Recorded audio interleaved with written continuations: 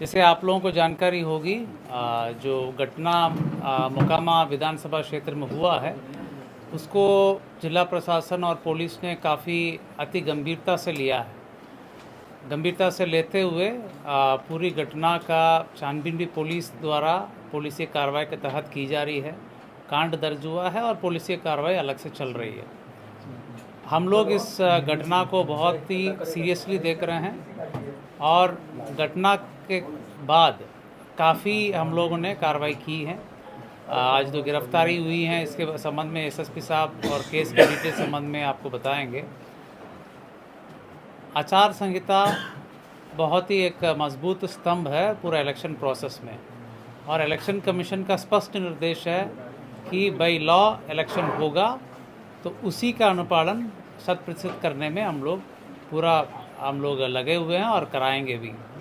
कोई भी असामाजिक तत्व किसी भी प्रकार की प्रयास किया करेगा कानून तोड़ने का, आचार संहिता तोड़ने का, या किसी भी प्रकार की इन्फ्लुएंस करने का कोशिश करेगा तो उनके विरुद्ध कठोरतम कार्रवाई की जाएगी।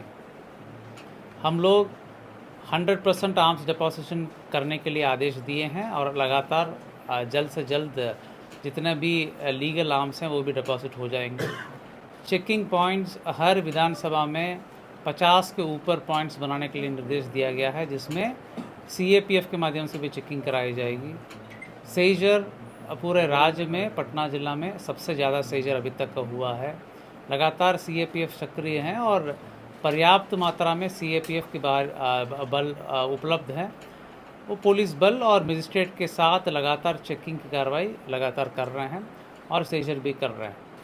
मैं फर्दर जो केस संबंधित डिटेल से एसएसपी साहब आपको ब्रीफ करेंगे।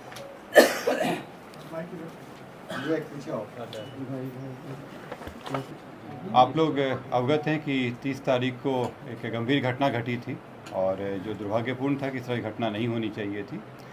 इस घटना में जो तारतर गांव है उसके समीप में दो पक्षों जो वहाँ प्रत्याशी थे वो उन दोनों के काफिला आ रहा था और उन दोनों के बीच पक्षों में झड़प हुई और झड़प में पथराव हुआ, लोग घायल हुए और उसके बाद एक शव बरामद हुआ। उसमें जो दुलार चंद यादव हैं जो 75 वर्ष के रहने वाले हैं, उसी गांव के पास के रहने वाले हैं, उनका पूर्व में भी आपराधिक इतिहास रहा है, उनका शव बरामद किया गया। उसके बाद वहाँ पे दोनों पक्षों के द्वारा कांड दर्ज कराया गया। कांड दर्ज होने के बाद अनुसंधान प्रारंभ किया गया। पुलिस घटना की सूचना मिलते ही तुरंत पहुंची थी वहाँ पे और वहाँ से साक्ष्य भी इकट्ठे किए गए। घटनास्थल से कई जगह के फुटेज भी प्राप्त हुए जिससे क्या घटना हुई है उसके बारे में कई जानकारियाँ मिली। लोगों के गवाह भी सामने आए और उनकी गवाही भी ली गई। साथ ही कल मृतक का पोस्टमार्टम कराया गया, उससे भी हम लोगों को अहम सुराग मिले। जो अभी तक के अनुसंधान में आया उसमें उससे प्रतीत हुआ कि ये जो घटना हुई है ये आदर्श संहिता का उल्लंघन भी हुआ है। इसमें ये एक गंभीर मामला भी था। हम लोग इलेक्शन कमीशन के द्वारा निर्देशित भी किया गया था कि शांतिपूर्ण ढंग से इलेक्शन होना चाहिए और इसमें जब अनुसंधान किया गया तो पाया गया कि जो प्रत्याशी हैं वो वहाँ पे मौजूद थे, उनके सामने में घटनाएं हुई हैं और जो कांड के मुख्य अभियुक्त भी हैं अनंत सिंह, उनकी आज गिरफ्तारी बेड़ना गांव से किया गया है।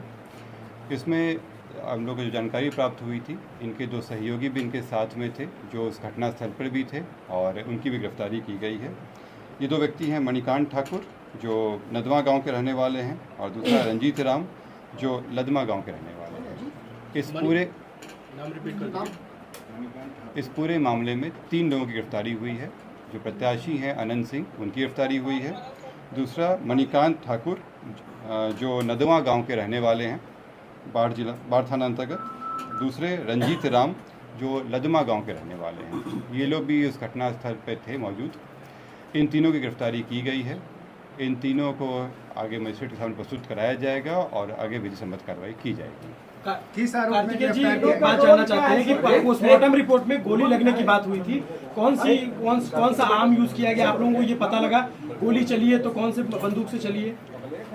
इसमें जो पोस्टमार्टम रिपोर्ट आया है उस रिपोर्ट में दिया गया है कि उनके जो मृत्यु का कारण बताया गया है उसमें बताया गया है कि जो शॉक लगा है उनको हार्ड और ब्लंट सब्सटेंस के साथ जो उनके हृदय और फेफड़ों में जो चोट आई है, इसके अतिरिक्त उनके पाँव में गोली का भी आया है, जिनको गोली मारी गई है। इस दोनों चीज़ों से स्पष्ट होता है कि ये हत्या का मामला है। और चूँकि घटनास्थल पे कई लोग मौजूद थे, वहाँ के लोगों के बयान वगैरह से ये स्पष्ट हो रहा है, तो इस कारण इसमें गिरफ्तारी। गोली बरामद हुई? नहीं, इसमें गोली बरामद नहीं हुई है, क्योंकि इसमें जो मृतक के पोस्टमार्टम में पता चला कि एंट्री वुंड भी था और एग्जिट वुंड भी था। दोनों तरफ से हमला हुआ है, दोनों तरफ से जो आरोप लगे हैं, दूसरे पक्ष में गिरफ्तारी हुई क्या? दूसरे पक्ष में कोई गिरफ्तारी हुई? दूसरे पक्ष में गिरफ्तारी हुई? मैं आप लोगों की बातों, मैं आप सभी के प्रश्नों का उत्तर दूंगा। यहाँ पे एक एक करके हम लोग बात करेंगे। दूसरे पक्ष की गिरफ्तारी हुई? लोग कह रहे हैं कि सरेंडर किया है आनंद सिंह ने, ये स्पष्ट कर दीजिए कि सरेंडर है या गिरफ्तारी है? सर सरेंडर है या गिरफ्तारी? मैं एक एक करके आप लोगों के प्रश्नों का उत्तर दे देता हूँ। इसमें पहला बात जो था कि 3 लोगों की गिरफ्तारी हुई है, इससे 3 लोगों की गिरफ्तारी हुई है।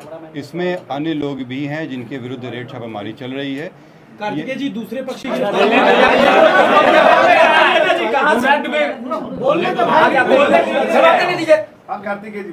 उधर से आके चिल्ला।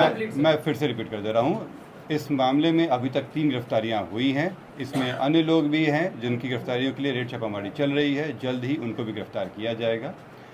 इसमें अनुसंधान जो CID के द्वारा भी शुरू किया गया है, CID की एक टीम भी बनाई गई है जो इस पूरे मामले पे अनुसंधान साथ में करते रहेगी और हम लोगों को सहयोग भी देगी। जो अग्रतर अनुसंधान में आएगा उससे भी आप लोग को अवगत कराया जाएगा। जो आप लोग द्वारा प्रश्न किया गया था कि दूसरे पक्ष पे क्या कार्रवाई हुई, तो आप लोगों को अवगत करा दें कि इसमें इस पूरे घटनाक्रम में कई चीज़ें हुई हैं। पहला कि जो आपस में जो दोनों पक्षों के बीच में मारपीट की घटना हुई थी, पत्थरबाजी हुई थी, उसका कारण दर्ज कराया गया है। पुलिस को जब जानकारी मिली थी कि इस तरह की चीज़ें हो रही हैं, उसका भी केस दर्ज कराया गया। इसके अतिरिक्त जो गाड़ियों का काफिला था, उस आदर्श आचार संहिता का उल्लंघन था, उसका भी कारण दर्ज कराया गया है। कल जब पोस्टमार्टम के लिए ले जाया जा रहा था, तो वहाँ पे भी कुछ शरारती तत्वों के द्वारा पुलिस के साथ भिड़ंत हुई थी, उसका भी कांड दर्ज कराया गया है। इन सभी कांडों में कल रात में कई जगहों पर रेड छापामारी करके कई लोगों को गिरफ्तार किया गया। इसमें दोनों पक्ष के लोग शामिल हैं। इसमें जो पुलिस के साथ हाथापाई हुई या तोड़फोड़ हुई या आपस में मारपीट हुआ, उन मामलों में गिरफ्तारियाँ हुई थी।